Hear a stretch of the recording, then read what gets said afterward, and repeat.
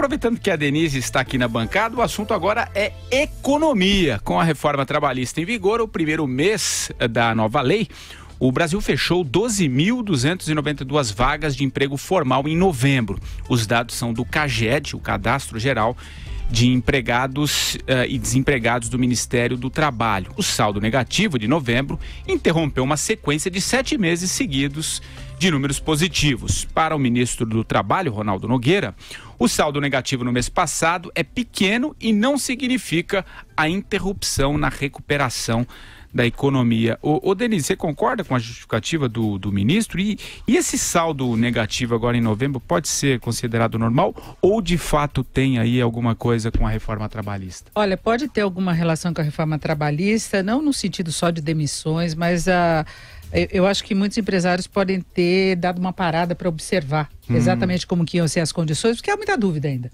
Você tem muita dúvida quanto ao tipo de contratação intermitente, o que pode ser feito em relação à hora extra. Então, deu uma parada.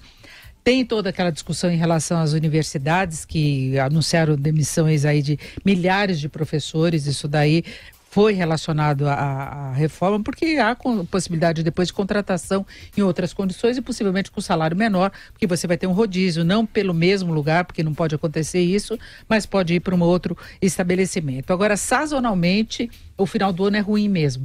É ruim para a indústria, é ruim para outros setores que já vão dando uma parada. O único setor que contratou em novembro foi o comércio. E dezembro também não deve vir bem. Agora, na verdade, Patrick, quando a gente pega o saldo de emprego formal do ano, ele faz muito pouca diferença no comportamento geral de mercado de trabalho. Até novembro foram abertas menos de 300 mil vagas com carteira assinada. O desemprego passa de 12 milhões de pessoas.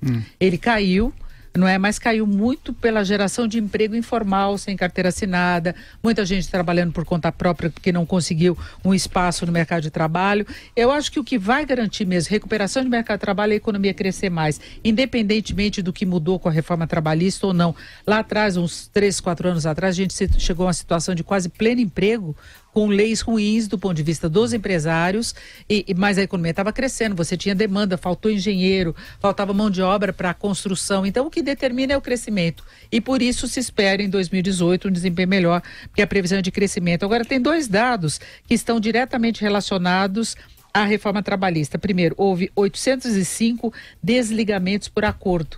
É aquele em que o trabalhador quer sair da empresa e ele assina e o empregador paga menos de indenização. Antes era meio forjado, você saía, fazia o acordo e recebia, depois devolvia os 40% da multa. Agora você paga menos de indenização.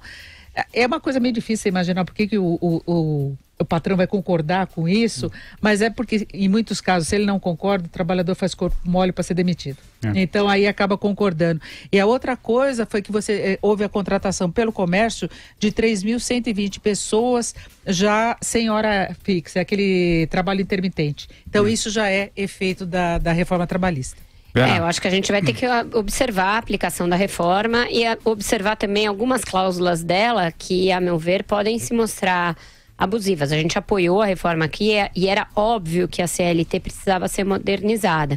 Mas, por exemplo, aquela questão de jogar para o requerente, para o trabalhador, todas as custas judiciais, de você ir à justiça, de você pleitear. Você perde, você tem que arcar com tudo. Exato, você acaba fazendo com que a pessoa deixe de pleitear direitos. Então, você está negando às pessoas o pleno acesso à justiça. Então, esse eu acho que é um aspecto que tem de ser revisto eventualmente por um questionamento ao Supremo Tribunal Federal, porque, ao meu ver, é abusivo sim. Quanto ao resto, eu acho que é isso. Vai haver um ajuste para uma nova forma de contratação, contratações terceirizadas, contratações intermitentes, trabalho em home office, outros tipos, outras modalidades, que é natural que haja assim, que haja isso. Isso está acontecendo no mundo, uma transformação do trabalho no mundo e não só no Brasil. Zé Maria Trindade.